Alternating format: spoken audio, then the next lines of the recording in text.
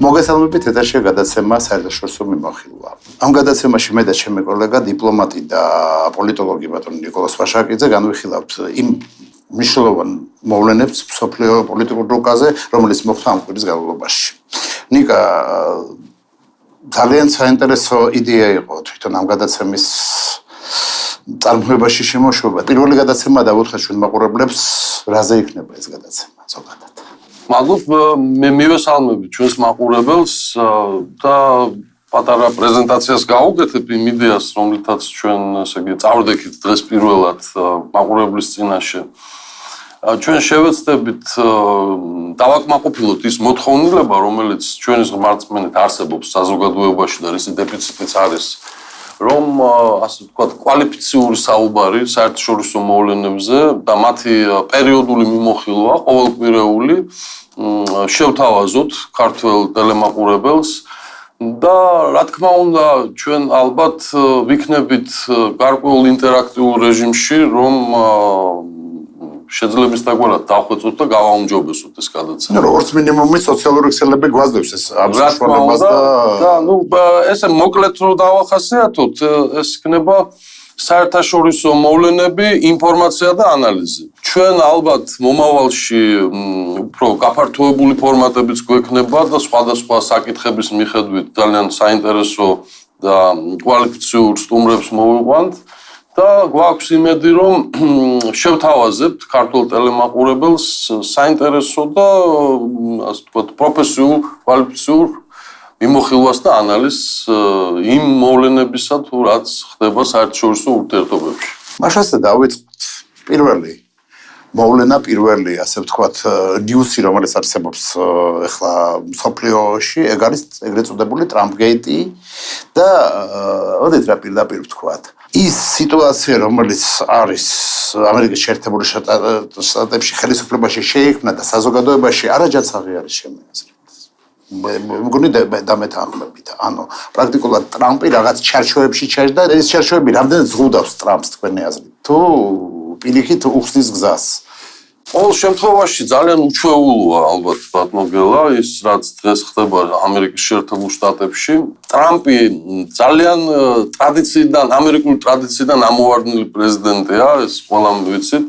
მიუხედავად იმისა, რომ ფორმალურად მან კენჭი იყარა და გაიმარჯვა არჩევნებში რესპუბლიკური პარტიის სახელით, ის ვერ ჩაითვლება თუნდაც ამ შემთხვევაში რესპუბლიკური ანუ იმას რომ ტრამპი რესპუბლიკელი არ არის, უბრალოდ რესპუბლიკური პარტიის სახელით გაემარჯვა.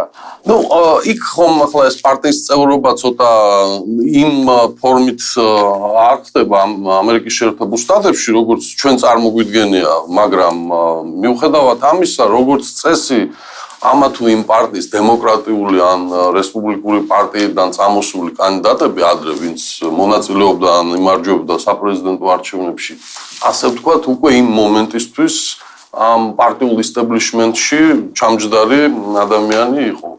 ამაზე ისიც მეტყველებს სხვათა შორის, რომ ტრამპი განსხვავდება, რომ თვითონ უშუალოდ საპრეზიდენტო არჩევნების დროს თავად რესპუბლიკური პარტიის საკმაოდ გავლენიანი წარმომადგენლების დიდი ნაწილი, ასე ვთქვათ, მის საწინააღმდეგოდ იბრძოდა. იგივე ჯონ მაკეინი ჩვენთვის კარგად ცნობილი. მე გავიმეორებ იმას, რაც ბევრისთვის უკვე კარგად არის ცნობილი, მაგრამ რადგან ამ თემაზე საუბრობთ, უნდა ვთქვათ, ტრამპი როგორც მოვლენა და როგორც პრეზიდენტი არის ერთგვარი აჯანყება ამერიკის საზოგადოების იმ მომენტისთვის დამკვიდრებული ამერიკული პოლიტიკური კლასის თუ კასტის წინააღმდეგ, რომელიც ასე ვთქვათ, საკმაოდ მობეზრდა ამერიკელ ამომრჩეველს და მის მიმართ ძალიან ბევრი პრეტენზია დაუგროვდა. ამან გააჩინა შანსები ისეთი კანდიდატისთვის, რომელიც ძალიან კვეთრი და სარისკო ფრაზებით უტევდა, თამამად უტევდა ძალიან ასე ვთქვათ ჭაობი უნდა გავაშოთ ჭაობი, ეგ იყო ტრამპის ლოზუნგი. ეს არის ხო ტრამპის ფენომენი, მაგრამ ეხლა უკვე 6 თვე გავიდა, რაც ის პრეზიდენტია და რა თქმა უნდა უკვე ბუნებრივია, რომ ისმის კითხვები იმასთან დაკავშირებით, თუ ხომ მერე რა, ესე იგი ეს ასე ვთქვათ გამარჯვება, ალტერნატიული ასე ვთქვათ მიდგომისა შედგა და რას აკეთებს ტრამპი, ისეთ, რაც აი ახლა მართლა რევოლუციური და კარგი იქნება ამერიკის შეერთებული შტატებისთვის. თქვენ როგორ ფიქრობთ? მე ჩემი აზრი გამაჩნია ამაზე, იმიტომ რომ დღევანდელი ესე იგი დაკვირვებებით ირკვევა ის, რომ გასაგებია ტრამპი გამოირჩევა ერთგვარი ორიგინალობით, ასე ვთქვათ, როგორც საერთაშორისო არენაზე, ასევე შიდა, ესე იგი პოლიტიკურ საქმიანობაში. მაგრამ რაიმე ასე ვთქვათ გარღვევა ან დიდი წარმატება ან მეტნაკლებად საინტერესო წამოწყება ისეთი რომ ასე ვთქვათ ითქვას რომ ამ ასე ვთქვათ ახალმა მიმართულებამ დაიწყო თავის კარგად დამკვიდრება ჯერჯერობით არ ჩანს. არა, ნახეთ რა საინტერესო სიტუაციაა სინამდვილეში. ტრამპი თანამედროვეულად მიყვება თავის პროგრამას და იგივე კლიმატის შეთანხმება, პარიზის შეთანხმებიდან გასვლა. იგივე ენერგომატარებლების გახსნა, რეზერვების გახსნა და ასე შემდეგ. ანუ რა მიმართვა ჰქონდა ტრამპს ამერიკის ამორჩევლად. მოდით ხალხო, ისევ make America great again. ანუ ისევ ავხადოთ ამერიკა დიდი ისევ. დიდი რით, ეკონომიკით. ანუ პრაქტიკულად ამერიკა რაღაც ბოლო წლებში საფინანსო ცენტრად იქცა, სამეცნიერო ცენტრად იქცა, მაგრამ მრეწველობა საკმაოდ შემცირდა. კი, ნულამდე არ დასრულდა, საკმაოდ შემცირდა, იმიტომ რომ იგივე ჩინეთში, იგივე ინდოეთში გაცილებით უფრო იაფია. და ტრამპი ამ პროგრამას ახორციელებს და ამ პროგრამას ახორციელებს დიდი ენერგეტიკული იმპერია თავის დროზე რუსეთმა რო თქვა, ჩვენ ვიქნები დიდი ენერგეტიკული იმპერია. ეხლა ტრამპს არის გზავნილი რომ ჩვენ ვიქნები მე შეგახსენებთ რომ სინამდვილეში ასე ვთქვათ თავარი კომპონენტი რაც არის ამ ახალი პოლიტიკის ენერგეტიკის თვალსაზრისით რომ ამერიკის შეერთებული შტატები უნდა გახდეს ყველაზე დიდი ექსპორტიორი ენერგომატარებლების ეს ტრამპამდე უკვე ეს გადაწყვეტილება იქნა მიღებული და ეს პოლიტიკა დაწყებული იქნა ჯერ კიდევ ობამას მიერ. უბრალოდ წინა ადმინისტრაციის განსხვავება ამ სფეროში ტრამპისგან მდგომარეობდა იმაში რომ ამ მიმართულებასთან ერთად დემოკრატიული ადმინისტრაცია ასევე გეგმავდა და ინარჩუნებდა ძალიან სერიოზულ ძალისხმევას და ინვესტიციებს ალტერნატიულ ენერგეტიკულ წყაროებზე და ასე შემდეგ. ასე ვთქვათ, ხო, უფრო ენერგეტიკული პოლიტიკის თვალსაზრისით უფრო მრავალფეროვანი და დაბალანსებული მიდგომა ჰქონდა. ტრამპმა გარკვეული ასე ვთქვათ საზოგადოების გარკვეული ნაწილის შედარებით ესე გაუბრალოებული მიდგომა გააჟღერა, რომ ეს ყველაფერი არის სისულელე, ტყუილა ფულის ხარჯვა და ფულის კეთება, ასე ვთქვათ, არაკეთილსინდესიერი ადამიანების მხრიდან და ეს ასე ვთქვათ მოისროლა ეს მიმართულებები. მოდით სხვანაირად მივუდგეთ ამ საკითხს. მოდით ვთქვათ პირდაპირ, რომ ტრამპის პოლიტიკა დღეს არის გარკვეულწილად ანაქრონიზმი იმ კუთხით, რომ სტანდარტ ოილის დროში აბრუნებს. ხო, შეიძლება მან მოკლევადიან პერსპექტივაში რაღაც ეფექტი იყო, მაგრამ ესეთი მიდგომები გრძელვადიან სტრატეგიულ მიმართულებად 21 საუკუნეში ჩემი აზრით ვერ გამოდგება. გრძელვადიანი და მოკლევადიანი რამდენი წელი არის ამ შემთხვევაში? გრძელვადიანი ალბათ უნდა ვივარაუდოთ ამ შემთხვევაში, როდესაც დრო ესეთი დაჩქარებულია უკვე 21 საუკუნეში. 10-15-20 წელი ალბათ უკვე გრძელვადიანის კონტექსტში უნდა განვიხილოთ. ნახეთ რა საინტერესო რამე ხდება. ხლა ფაქტი არის, რომ ობიექტურად მიდის მსჯელობა ახლა შტატებში ტრამპი იცოდა, არ იცოდა, უნდა და არ უნდა, მაგრამ ობიექტურად რუსეთის ჩარევამ დაეხმარა ტრამპს არჩევნებში გამარჯვებაში. მე მგონი ყველა ვთანხმდებით ამაზე, ხო? არ ვიცი. რაღაც გარკვეული ეს თული თემა ბატონო გელა, იმიტომ რომ ეხლა ისევ ხელახლა არის აგორებული ახალი, ასე ვთქვათ, ეტაპი ამ სკანდალის, უკვე ახალი თემებით და ახალი მოთამაშეების ჩართვით, ეხლა ვიცით რომ უკვე ასპარეზზე გამოიყვანეს ისევ ტრამპის სიძე და შვილი, რომლებიც როგორც ირკვევა აწარმოებდნენ გარკვეულ კონსულტაციებს რუსეთის ასე ვთქვათ, საეჭვო წარმომადგენლებთან წინასაარჩევნო კამპანიის დროს წარმომადგენლების ყველანი არიან საეჭვო, ხომ ეგრე არის. ამ შემთხვევაში პირდაპირ მინიშნებები კეთდება იმაზე, რომ ის ადამიანები, ვისთანაც ამ შემთხვევაში აწარმოებდნენ კონსულტაციებს, ეს ადვოკატი ხალი და ბიზნესმენი ალაგაროვი, ქართველი ადვოკატი ყველაზე თვარჩდება. ხო, პირდაპირ კეთდება მინიშნებები, რომ ისინი შეიძლება იყვნენ რუსეთის სპეცსამსახურის აგენტები და შესაბამისად აქედან გამომდინარე ეს საკითხი კიდევ უფრო მეტ სიმწვავეს იჩენს. მაგრამ ჩვენ კარგად ვიცით, რომ ეხლა საქმე ის არის, რომ ტრამპი უკვე პრეზიდენტია და აქტუალურია და ვიცით, რომ მასთან ძალიან მწვავე ბრძოლას ეს პოლიტიკური ისტაბლიშმენტი აგრძელებს. თან როგორც რესპუბლიკელები, ისევე დემოკრატები, ეს ისტაბლიშმენტი ერთია. ჰილარი კლინტონი უკვე და როგორც დამარცხებული აქტუალური არ არის, თორემ ჩვენ რო კარგად გავიხსენოთ, ძალიან სერიოზული პრობლემები ამ თვალსაზრისით მასთან დაკავშირებითაც იყო წინა საარჩევნო კამპანიის დროს.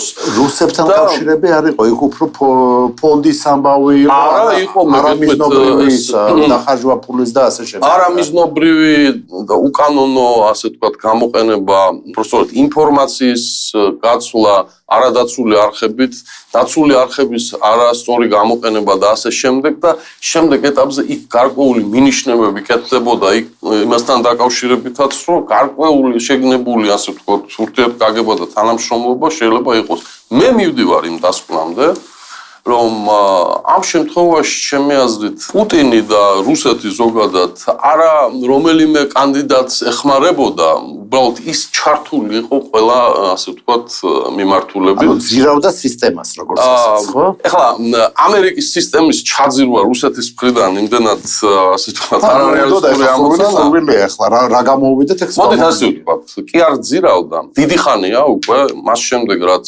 პუტინი მოვიდა რუსეთის სათავეში და გაძლიერდა როგორც ასე ვთქვათ ხელისუფალი, ის მაქსიმალურად ცდილობს რაც შეიძლება მეტი გავლენები და ზემოქმედების ბერკეტები მოიპოვოს მთელი მსოფლიოს მასშტაბით და განსაკუთრებით ევროკავშირის ქვეყნებში და ამერიკის შეერთებულ შტატებში. ამისთვის ის იყენებს საკმაოდ დიდ და ასე ვთქვათ შავ ფინანსურ რესურსს, რომელიც მათ ხელთ არის და რომელიც მათ მოიპოვეს ამ თითქმის 15 წლის განმავლობაში იმ პირობებში, როცა ნავთობზე და ბუნებრივ აირზე ფასები სერიოზულად იყო გაზრდილი და შესაბამისად ბუნებრივია ის ჩემი აზრით იმ სტილით ჩაერთო ამ ამერიკის საპრეზიდენტო კამპანიაში, რომ ორივე ასე ვთქვათ ბანაკის პირობებში მას გარკვეული პოზიციები და გავლენები ჰქონდა. და მეტნაკლებად დისკრედიტაცია მოახდინა ორივე ბანაკის, მაგრამ ჩვენ ხო გვახსოვს, რომ კრემლში შამპანურს ხსნიდნენ, როცა გაემარჯვა ტრამპი და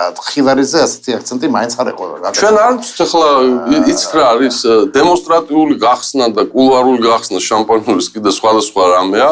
მე არა ვარ დარწმუნებული იმაში, რომ რეალურად მართლა ასე გაუხარდათ რუსეთში ტრამპის გამარჯვება, უბრალოდ შეიძლება მათ ეს გამოხატეს იმისთვის, რომ შეეცადნენ ამით კარგი ურთიერთობა, კაი სტარტი დაეწყოთ, თორემ არსებობს ძალიან სანდო და საკმაოდ სერიოზული ანალიზი იმასთან დაკავშირებითაც, რომ სინამდვილეში რუსეთს და პუტინს უფრო ჰილარი კლინტონის გამარჯვებაც აწყობდა, იმიტომ რომ მასთან და მის კლანთან, მოდით ვთქვათ პირდაპირ, რუსეთს და პუტინს საკმაოდ ასე ვთქვათ სენსიტიური თანამშრომლობის ხანგრძლივი და კარგი გამოცდილება აქვთ.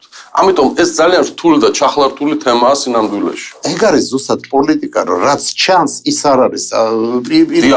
ამაშია საქმე, როდესაც ჩვენ ვუყურებთ აი ესეთ პოლიტიკურ მოვლენებს, ყოველთვის უნდა გვახსოვდეს ერთი რამე, რომ თუ ყოველთვის არა, ძალიან ხშირად ის რაც არის ზედაპირზე და როგორც მოეწოდება საზოგადოებას, ყოველთვის არ არის სინამდვილე. მაგრამ შედეგი რაშია? შედეგი ახლა იმაშია, რომ ტრამპი ჯერ იკავებს თავს და ჯერ არ დაუფიქსირებია მისი პოზიცია, მაგრამ ახალი სანქციები თან როგორი ახალი სანქციები? სენატმა უკვე მიიღო, კონგრესი მზად არის რომ მიიღოს, ტრამპის პოზიცია ჯერ არ არის გარკვეული, ტრამპის გამოუცხადებია, რომ არა ვარ დარწმუნებული იმაში, რომ რუსეთი ღებულობდა მონაწილეობას, მაგრამ მაინც თუ მუნდები მაშინ დავარდგა რუსეთს და ეს დარტყმა იქნება საკმაოდ მტკივნეული არა მარტო რუსეთისთვის, არამედ ევროპისთვისაც.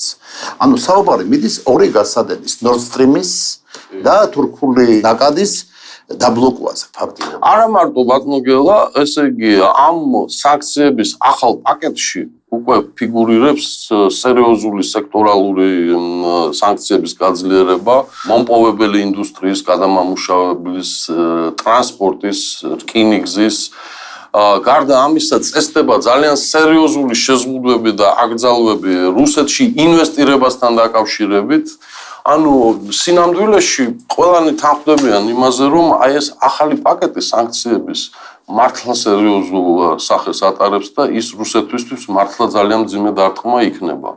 თუ რატო იქნა ეს გადაწყვეტილება მიღებული, ეს ცალკე საინტერესო საუბრის თემაა, რა თქმა უნდა, მაგრამ ამ შემთხვევაში ტრამპმა უკვე პრინციპში გამოხატა და გამოკვეთა მისმა ადმინისტრაციამ პოზიცია, რომ ის ემხრობა ამ სანქციებს და საწავიდო და ასეთი ჩარჩოებში რომ არის ასეთი ხო, აქ გასარკვევია უკვე მისი мотиваციები, ეს მოდი ჩვენ ცალსახად დასკვნებს ნუ გამოვიტანთ, მაგრამ ის ფაქტორი, რომ როდესაც ადამიანი ამერიკის შეერთებული შტატების პრეზიდენტი მუდმივად იმყოფება იმ პრესინგის ქვეშ, რომ უნდა უმტკიცოს ყველას, რომ მას რუსეთთან, ასე ვთქვათ, ჩუმი თანამშრომლობა არ ქონია. არ ვარ ის კაცი. ხო, ანუ ის იძულებულია ყოველთვის უმტკიცოს საზოგადოებას საპირისპირო და შესაბამისად, თუნდაც აქედან გამომდინარე, თუმცა შეიძლება ის მისი, ასე ვთქვათ, უწყლელი პოზიციაც იყოს, ის კაცრ სანქციებს მხარს დაუჭერს და ეს ასე ვთქვათ, უკვე გაჟღერდა.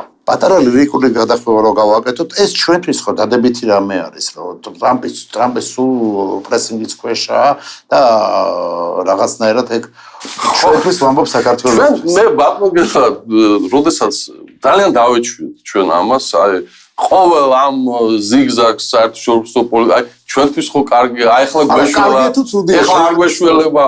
ცოტა ასე ვთქვათ, ძალიან ბოდიშს ხო ამ სიტყვაზე, ესე გლეხური მიდგომა ჩამოყალიბდა. რთული საერთაშორისო პროცესები მიმდინარეობს და ჩვენ უნდა ვისწავლოთ, როგორც ქვეყანამ ნებისმიერი განვითარებიდან მაქსიმუმი ამოვიღოთ ის დადებითი, რაც შეიძლება მამაში იყოს და მინიმუმამდე დავიყვანოთ თუ არ ყოფით. ვერ იტყვით, იცი, ზოგჯერ კონფრონტაცია შეიძლება იყოს სასარგებლო ამ ორ სახელმწიფოს შორის, ზოგჯერ საზიანო, იმიტომ რომ ეს ძალიან დამოკიდებულია კონკრეტულ სიტუაციაზე. კონფრონტაციის პირობებში რაღაც მომენტში პატარა ქვეყანა, რომელიც გაეჭხირება ამ ორ დიდ გიგანტს შორის, შეიძლება მოულოდნელად ისე გაიჭყლიტოს, რომ აქ ძალიან დახვეწილი დიპლომატიური თამაშიც არის საჭირო, რა თქმა უნდა. ნუ, მოკლედ, ერთი სიტყვით, თავს შევიკავებ იმ შეფასებებიდან, რომ ცალსახად კარგია ან ცალსახად ცუდია, მოდი ესე ვისაუბროთ. რა ბენეფიტები ან სიკეთეები შეიძლება ამაში დავინახოთ, რომ მაქსიმალურად გამოვიყენოთ. ასეთ შემთხვევაში ალბათ უნდა ვთქვათ ის, რომ თუ კი გარკვეული და ხანძლივი პერიოდის განმავლობაში მთელი ამ კონფიგურაციიდან გამომდინარე, ამერიკის შეერთებულ შტატებს მოუწევს საერთაშორისო არენაზე რუსეთთან კონფრონტაცია, ბუნებრივია ეს გადაინაცვლებს ისეთ თემებზე, რომელიც პრობლემატურია რუსეთისთვის, ეს არის უკრაინა და მიუხედავად შემცირებისა იმ ყურადღების, რაც საქართველოს პრობლემატიკის მიმართ მოხდა ბოლო წლებში, ალბათ ესეც რა თქმა უნდა აიწევს. გარკვეული რა თქმა უნდა ჩვენ ნიშნები ამის ვნახეთ, ძალიან სერიოზული. მაშინ როცა შესაბამისი კანონი და აქტები მიიღო ამერიკის შეერთებულმა შტატებმა, თუნდაც ოკუპირებულ ტერიტორიებთან დაკავშირებით. და ცხადია, აქ უკვე ჩვენ მაქსიმალურად ყურადღებით და აქტიურად უნდა ვიყოთ. თან როგორც ამბობენ იმ პაკეტში, ახალი სანქციების პაკეტში საქართველოს იქნება ნახსენები. ეგეთი ინფორმაციაც ძირითადად იქ მაინც უკრაინაზე აქცენტი, რაც შეეხება საქართველოს, მე შეგახსენებთ, ცოტა გაკვირთ ვახსენე, რომ შესაბამისი ძალიან სერიოზული ნორმატიული აქტია მიღებული იმ თვალსაზრისით, რომ ამერიკის შეერთებული შტატები არ გაუწევს დახმარებას არც ერთ სახელმწიფოს, რომელიც შემჩნეული იქნება საქართველოს ტერიტორიული მთლიანობის ხელყოფის მხარდაჭერის საქმეში, რაც პირდაპირ კავშირშია არაღიარების პოლიტიკასთან და უნდა ვივარაუდოთ, მაგალითად, თუ გავითვალისწინებთ იმ ღრმა ეკონომიკურ კრიზისს, რომელსაც მაგალითად ვენესუელა არის ახლა მოყოლილი, აუცილებლად დადგება ის მომენტი, როდესაც ვენესუელას დაჭირდება სერიოზული დახმარება ამერიკის შეერთებული შტატებიდან და ნუ იქ ცალსახა პირობა იქნება ამ აღიარების უკან წაღება, ეს ჩემი აზრით გარდაუვალი თემაა. ხო, ნუ იმ შემთხვევაში თუ შეიძლება ხელისუფლება შეიძლება ვენესუელაში. დიდი ალბათობით მადურო იმდენად არაკომპეტენტური და ოდიოზური პიროვნებაა და ისეთ ღრმა კონფლიქტშია შესული, როგორც მთელ პოლიტიკურ კლასთან, ასევე თავის მოსახლეობასთან და ეს ყველაფერი ხდება უმწვავესი ეკონომიკური კრიზისის ფონზე, რომელიც კრიზისი უკვე შიმშილია ფაქტიურად ქვეყანაში. რომ ის დიდხანს X ვერ გაჩერდება დიდხანს თანამდებობაზე. რო დაუბრუნდეთ ჩვენ კონტინენტს და ჩვენ თილ მეზობელს. იცით როგორაა, ვენესუელა უკვე ამ დღეში მიუხედავად იმისა, რომ ვენესუელა საკმაოდ დიდი ბარაგები აქვს ნავთობის და საკმაოდ მდიდარ ქვეყნად ითვლებოდა ლათინურ ამერიკაში, დაახლოებით ვენესუელას სტანდარტებში, ასე ვთქვათ, ეკონომიკის უკვე ნელ-ნელა ჯდება რუსეთიც. რამდენად შესაძლებელია რუსეთშიც რომ მოხდეს ვენესუელის სცენარი რომ გადვითარდეს რუსეთში. არ არის, მე არ გამოვიწყდა. არ არის, რა თქმა უნდა, გამორიცხული და სხვათა შორის კარგია რომ დაუბრუნდით ამ თემას. კიდე ის უნდა აღვნიშნოთ, რომ ის სანქციები, რომელსაც ახლა იღებს ამერიკის შეერთებული შტატები, ყველაზე პოლიტიკურად მძიმე და სამარცხვინო რუსეთისთვის მდგომარეობს იმაში, რომ ეს სია ქვეყნების სამი, ესე იგი სანქციები ირანის, ჩრდილო კორეის და რუსეთის წინააღმდეგ. ანუ ესეც ხო სპეციალურად არის გაკეთებული, რომ აი ამ პოლიტიკურ ესე იგი კომპანიაში მოახვედროს რუსეთი ფაქტიურად. დიდოციში იყო დიდ შვიდეულში. ვიცით რომ ეგეთი ცნება არსებობს საერთაშორისო პოლიტიკა, რომელიც ასევე ამერიკული პოლიტიკოსების მიერ არის დამკვიდრებული, არამზადა ქვეყნების rock states რო იტყვიან, რომლებშიც ტრადიციულად ისინი ათავსებდნენ, რა თქმა უნდა, ჩემპიონი ამ სფეროში ჩრდილოეთ კორეა, სადაც ობამასთან დათბობამდე ტრადიციულად იყო ყოველთვის ირანი და ახლა ისევ დააბრუნეს და შესაბამისად ამ ასე ვთქვათ ჩამონათვალში რუსეთის მოხსენიება ცალსახა მინიშნება უკვე იმაზე, რომ ესე იგი ამერიკული საერთაშორისო პოლიტიკური გაგებით რუსეთი უკვე ასე ვთქვათ ამ არამზადა rock state ქვეყნების სიაში იგულისხმება. სტიგმატიზაცია ხდა რუსეთის. გასაგებია რომ ეგ რუსეთის ძალიან რუსეთის ხელმძღვანელობისთვის ძალიან არასასიამოვნო მომენტია, მაგრამ გამოსავალი ისევ რკინის რაღაც ფარდა, ისევ მესამე მსოფლიო ომზე ახლა საუბრობენ რომ მესამე მსოფლიო ომი იწყება, თუმცა მესამე მსოფლიო ომი მაშინ საერთო კავშირი რომ იყო საკმაოდ ძლიერი იყო, ეკონომიკურადაც იყო ძლიერი, სამხედრო და ახლა რუსეთის ზარდა და ხო არა, მესამე მსოფლიოს გარდა ცივ ომსაც ახსენებენ და მოყავდეს ანალოგიები. მეორე ცივი ომი, მესამე მსოფლიო ომი ამ დონის დაპირისპირება, რომელსაც შეიძლება ცივი ომი უწოდოთ, აუცილებლად მოითხოვს მეტნაკლებად თანაბარი ძალის პოლუსის არსებობას. რაც სხვათა შორის საბჭოთა კავშირისა და ამერიკის შეერთებული შტატების დაპირისპირების დროს იყო ასე პრინციპში. მაგრამ დღეს განსხვავება როგორც სამხედრო, ეკონომიკურ თუ ნებისმიერი სხვა განზომილებით იმდენად დიდია ამერიკის შეერთებულ შტატებსა და რუსეთს შორის, რომ ამ ტერმინის ხმარება აზრს კარგავს. გარკვეული დაპირისპირება ასე ამერიკის და რუსეთის თუ მთელი მსოფლიოს და რუსეთის ამ სიტუაციაში. მთელი მსოფლიო რუსეთს არასდროს არ დაუპირისპირდება. დასავლეთის და რუსეთის. და დღეს დასავლეთიც იმდენად კონსოლიდირებული არ არის რუსეთის მიმართ საწინააღმდეგოდ, როგორც ეს იყო ცივი ომის დროს, მაგრამ მიუხედავად ამისა, თავად რუსეთი არის იმდენად დასუსტებული შედარებით საბჭოთა კავშირთან, რომ მარტო ამერიკის შეერთებული შტატების რო განვიხილოთ ამ დაპირისპირებაში, ძალიან არათანაბარია ეს. განსხვავება ძალიან დიდია. ამიტომ ცივ ომთან ანალოგიას მე არ გავატარებ. ბავშვიო და კრივში ჩემპიონი, ეგეთი შედარებებიც დაახლოებით. მიუხედავად იმისა, რომ ბირთვული იარაღი რუსებსა. რა თქმა უნდა, ბირთვული იარაღის არსებობა არის ერთ-ერთი მთავარი ფაქტორი იმისა, რომ რუსეთი ინარჩუნებს თავის თავს საერთაშორისო პოლიტიკურ არენას და უფრო მეტიც აძლევს საკუთარ თავს პირდაპირ ამ მამაძაღლური ქმედებების თვალსაზრისით. იმპერიის თვით შენარჩუნების ინსტინქტია ეგ. რა თქმა უნდა, ანუ იმპერია ისის ანაქრონიზმი არის რა. რუსეთის იმპერია იმ ფორმატში, რომელშიც პუტინიც ხედავდა, მაგრამ საინტერესო რამე არის, ეხლა სამკვირაში იყო დებატები, რომელიც რუსეთში საკმაოდ ესეთი თემა გახდა რა. მწვავე და ცხელი ნავალნის და გირკინის შორის. ნავალნი არის ერთ-ერთი პოლიტიკური ოპონენტი. პუტინის ზოგი ფიქრობს, რომ ერთადერთი არის იქიდან გამომდინარე, რომ აქვს მომხრეები, ყავს ნავალნის მომხრეები, აქვს საკუთარი პოლიტიკური პლატფორმა, ლიბერალ ნაციონალიზმი, ასე ვთქვათ. მაგრამ ის რუსული ნაციონალიზმი რაღაც უცნაური ნაციონალიზმია და რუსული ნაციონალიზმი ხელად გადადის იმპერიის რაღაც მომენტებში. ხო, და არის გირკინი მეცახელად სტრელკოვი, რომელიც პრინციპში გირკინიდან დაიწყო საომარი მოქმედებები დონბასში. უკრაინაში ოდიოზური ფიგურა ტერორისტი პირდაპირ თქვა. ამათ შორის დებატები რომ მოხდა, საინტერესო რამეა ახლა.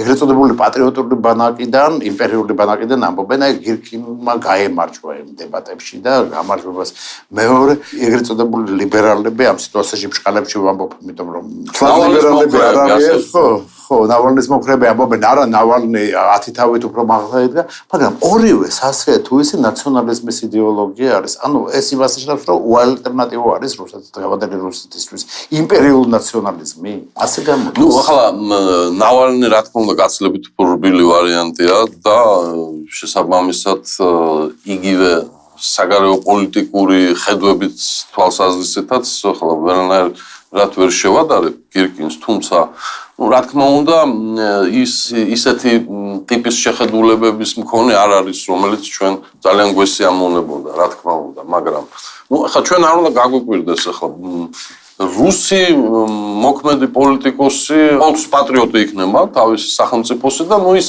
პატრიოტიზმის და ასე ვთქვათ გაგება სპეციფიური სახელმწიფოა და ყოველთვის იქნება ისეთი რომ ჩვენთვის თლად სასიამოვნო ვერ იქნება. მაგრამ თვითონ ეს დებატები ძალიან საინტერესოა. ბევრი აღნიშნავს იმას რომ ეს არ იყოს სწორი საერთოდ რომ ასეთი ტიპის ოდიოზურ ფიგურას გაუყადრა თავი ნავალნიმ და დაჯდა მასთან საათნახევრიან შეგნებულად გააკეთა შეგნებულად იმიტომ რომ ვიცოდა რომ ნებისმიერ სხვასთან რომ დამჯდარიყო არ იქნებოდა ისეთი რეზონანსი. მან ჩემი აზრით გამოიყენა ეს ტრიბუნა, იმიტომ რომ დიდი ხანია აი ესეთი მასშტაბური და ხანგრძლივი ამ ტიპის პოლიტიკური დებატები რუსეთში არ ყოფილა.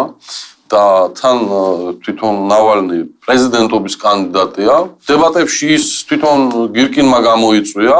ნავალნიმ როგორც ჩანს გადაწყვიტა რომ ჯერ ერთი ასე ვთქვათ გამოწვევა უნდა მიიღოს რატომაც არა. ხო, რომ არ ითქვას რომ ვინმეს მიერ რომ მას ეშინიან რაღაც. ამავე დროს ალბათ მან იფიქრა რომ ეს არის საუკეთესო საშუალება თავისი პოლიტიკური შეხედულებების რეკლამირების და თავისი პოლიტიკური კამპანიის წინ წაწევის თვალსაზრისით. მეორე საკითხია რამდენად ეფექტურად მან მოახერხა ამის გაკეთება. მე ვფიქრობ გაცილებით უკეთესად შეიძლებოდა ალბათ ჩატარება ამ საუბრის ის ანუ ფაქტიურად არ უთხრა გირკინს თქვენ ბრძანდებით ტერორისტი, თქვენ ბრძანდებით მკვლელი, თქვენ ბრძანდებით საერთაშორისო დამნაშავე და თქვენი ადგილი არის გააგაში. როგორც ჩანს გასამართლებლად. რთული ამოცანა უდგას ყოველთვის პოლიტიკოს რუსეთში, იმიტომ რომ პოლიტიკოსი ყოველთვის მუშაობს ელექტორატის მაქსიმუმის მოპოვებაზე. ის რომ ესე იგი უკრაინასთან ომში ამ პოლიტიკას რუსეთის მოსახლეობის დიდი უმრავლესობა რეალურად ხარს უჭერს ეს სამწუხარო რეალობა პროპაგანდა მუშაობს რა თქმა უნდა პროპაგანდის შედეგი შესაბამისად კვეთრად გამოხატვა ანტიპატიისა ამ თქვა მიმართულების მიმართ წამგებიანი იქნებოდა მისთვის პოლიტიკურად და ის შეეცადა რაღაცნაირად აი შუაში აი ისიც არ ამბობს იმაზე რომ ყირიმი უნდა დაუბრუნდეთ უკრაინას ამბობს რაღაც კომპენსაცია უნდა გადაუხადოთ რაღაცა უნდა მოლაპარაკებები ეხლა ომი უნდა შევწყვეტოთ და ეს და ამაზე სხვათა შორის ეს ანდრეი ლარიონოვის სისტემა არის სისტემური ლიბერალები ეგრეთ წოდებული ოძახის ის ტიპები ვინც სისტემაში რუსეთის და პრინციპში ლოიალური არის რეჟიმის მიმართ და რეჟიმიც არის ლოიალური ამ ხალხის მიმართ სჭირდებათ რა ეგეთი სპექტრი და არიან ეხლა ლიბერალები რუსი ლიბერალები რომლებიც რუსეთში უკვე არ არიან ეხლა პიანტკოვსკი იგივე ილარიონოვი და ისინი ადანაშაულებენ ნავალნის ზუსტად იმაში რომ იგივე პუტინის რბილი ვარიანტი არის რეალურად იმიტომ რომ კი არ საუბრობს იმაზე რომ დაუბრუნოთ უკრაინას ყირიმი დაუბრუნოთ აფხაზეთი და სამაშობლო საქართველოს ნორმალური ურთიერთობები გქონდეს დასავლეთთან და ასე შემდეგ. მოდით ასე ვთქვათ, მაინც ნავალნიც ცდილობს რომ ბუნებრივია, როდესაც პოლიტიკოს პრეტენზია აქვს მაგალითად პრეზიდენტობაზე და უმაღლეს პოლიტიკურ პოზიციებზე ის ვალდებულია და იძულებულია რომ ჩამოაყალიბოს თავისი ხედვები როგორც საშინაო, ასევე საგარეო პოლიტიკის თვალსაზრისით. და შესაბამისად ნავალნისაც უწყევს ამ ორივე მიმართულების დაფარვა პოლიტიკურად თავის საუბრებში, მაგრამ ის მაქსიმალურად ცდილობს, რომ ძირითადი ყურადღება ამომრჩევლის როცა საუბრობს თავის პროგრამაზე, გადაიტანოს საშინაო საკითხებს. და შესაბამისად, თუ საგარეო პოლიტიკური თვალსაზრისით ის არის თუ იძულებულია იყოს მეტნაკლებად მსგავსი პუტინისა 100%-ით რა თქმა უნდა არა, მაგრამ რაღაც საკითხებში light variant. საშინაო, ასე ვთქვათ, პოლიტიკის და ეკონომიკური პოლიტიკის თვალსაზრისით რადიკალური განსხვავებაა და მთელი ძირითადი ყურადღება მას აქვს გადატანილი იმაზე, რომ უნდა დაიმსხვრეს ოლიგარქიული რეჟიმი, გაჩნდეს რეალური ეკონომიკური თავისუფლება, თავისუფალი სასამართლოები, პროკურატურა, გაჩნდეს რეალური პოლიტიკური კონკურენცია რუსეთის შიგნით. მოკლედ, მარტივად რომ ვთქვათ, მისი პოლიტიკური ფორმულა არის ის, რომ ნამდვილი დემოკრატიის და თავისუფლების შეტანა რუსეთის პოლიტიკაში და ეკონომიკაში ეს არის მთავარი გასაღები იმისა, რომ რუსეთი გაიმართოს წელში და ეკონომიკურად განვითარდეს წარმატებულად. აქედან გამომდინარე, მთავარი თემა, რომელიც მას აქვს, ეს არის კორუფციასთან ბრძოლა. კორუფციასთან ბრძოლა კი ლოგიკურად და მისივე რიტორიკის თანახმად გულისხმობს იმ, ასე ვთქვათ, ოლიგარქიულ კლანთან და კლანებთან ბრძოლა და მათი დამსხვრება, რომელიც დღეს მართავს რუსეთს და რომლის სათავეში დგას თუზის ვლადიმერ პუტინი. ანუ ისეთი შტაბ-ბიჭდება ექმნება, რომ ნავალნი ხო არ არის პატარა ბიჭი და მშვენივრად ხდება, რომ იმ სისტემის ფარგლებში, რომელიც ახლა შექმნილია პუტინის, ის არჩევნებში ვერ გაიმარჯვებს. ისეთი შტაბ-ბიჭდება ექმნება, რომ ნავალნი თავაზობს ახლა იმავე დასავლეთს, თავის კანდიდატურას იმ შემთხვევაში, თუ აუცილებელი იქნება პუტინის შეცვლა. რა თქმა უნდა, რთული არის შეცვლის პროცესი, მაგრამ არსებობს მექანიზმები და მეთანხმებით მე მგონი, როცა ცვლიან. იცით რა არის ბატონგელა, იმასაც ნუ ვიტყვით, აი ვიღაცა რაღაც ოპერაციაში ჩაატარებს და ცხოვრების და ბუნების კანონია, ხო? როდესაც პუტინი უნდა დასრულდეს, ხო? შესაბამისად, ხო. ეგ უკვე სხვა თემაა. შესაბამისად, როგორც კი ეს მოხდება, დღის წესრიგში დადგება საკითხი თუ ვინ შემდეგი.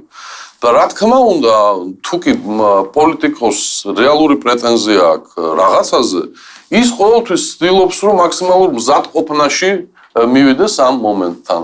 და რა თქმა უნდა, აქედან გამომდინარე, ნავალნი ყოველთვის ცდილობს, რომ რაც შეიძლება მყარად იყოს ზედაპირზე. ის ბუნებრივია, პუტინისეული არჩევნების პირობებშიც მაქსიმალურად შეეცდება, რომ ბრძოლა გაუმართოს, მაგრამ როგორც წესი, მას უბრალოდ არჩევნებშიც არ უშვებენ, მაგრამ ყველა ამ ესე იგი ბრძოლის და საქმიანობის შედეგად ის რჩება ერთ-ერთ მთავარ ოპოზიციურ ფიგურანტად. პრინციპში ყველაზე მსხვილი ალტერნატიული პოლიტიკური ფიგურა რეალურ ოპოზიციაში პუტინის მიმართ დღეს რუსეთში ის არის და რა თქმა უნდა, აქედან გამომდინარე დღევანდელი მონაცემები თუ სხვა ან სხვები არ გამოჩნდნენ, დღეს თუ პუტინი დასრულდა, ამა თუ იმ ფორმით ის ავტომატურად ხდება გარკვეული, ასე ვთქვათ, რეალური პრეტენდენტი. ჩრდილოეთ მეზობლებს რაც შეეხება, გასაგებია უკვე სამხრეთით რა ხდება? გულისხმობ თურქეთს. თლაც ასიამოვნო ჩემი აზრით ჩვენთვის პროცესები არ ხდება, იმიტომ რომ ასე თუ ისე თურქეთის ტრანსფორმაციას თურქეთის როგორც ქვეყნის, როგორც პოლიტიკური სისტემის ტრანსფორმაცია საკმაოდ სახიფათო არის და თან დაიძაბა ურთიერთობები გერმანიის და თურქეთის შორის, ევროკავშირის და თურქეთის შორის. ნუ ჩვენთვის ეს აშკარად არასასიამოვნო მომენტია. მე რომ კატასტროფა არის, მაგრამ აშკარად არასასიამოვნო მომენტია. ერდოღანი და ევროპა. ისეთი შტაბ-ბიჭდება შეება, რომ ერდოღანი შეგნებულად პროვოცირებას აკეთებს და ამწავებს ურთიერთობებს ევროპასთან. მე ვფიქრობ, ერდოღანი იძულებით მიყვება უკვე საგარეო პოლიტიკურ განზომილებაში იმას, რაც მან მოიწყო შიგნით. ჩვენ კარგად ვიცით, რომ მან, ესე იგი, დაიწყო ძალიან ხისტი და დიქტატორული რეჟიმის დამყარება. მოდით ვთქვათ ავტორიტარული. ეგ გემოვნების ამბავია, კი ბატონო. და სხვა შორის აქ ანალოგიები ყოველთვის მეორდება ისტორიაში ასეთი რამე. ამ ყველაფერს სჭირდება, ასე ვთქვათ, რენეგატი მოღალატე მტერი, რომელიც გაქცეულია საზღვარგარეთ და გებრძვის. ხო, ეს არის გიულენი, რომელიც ერთგვარი ტროცკის ფუნქციას ასრულებს. როგორც ტროცკი ასრულებდა სტალინისთვის ფუნქციას, იმ ფუნქციას ასრულებს პოლიტიკურად გიულენი ახლა ერდოღანისთვის. და შესაბამისად ის, რა თქმა უნდა, მიმართავს, ასე ვთქვათ, ძალიან ხისტი მოთხოვნებით დასავლეთის ქვეყნებს ყველგან, სადაც ძირითადად ეს ახლა ცენტრი, რა თქმა უნდა, ამერიკის შეერთებულ შტატებში აქვს, ექსტრადიციის და, ვთქვათ, თანამშრომლობის თვალსაზრისით. ამავე დროს იმ სამხედრო გადატრიალების ცდილობის ფონზე, რომელსაც ადგილი ჰქონდა თურქეთში და იმ მართლა ძიმე რეპრესიების შედეგად, რომელიც მას მოყვა, იმიტომ რომ ეს სამხედრო გადატრიალების ცდელობა ასე ვთქვათ, თავისი ძალაუფლების გასამყარებლად ერდოღანმა მაქსიმალურად გამოიყენა.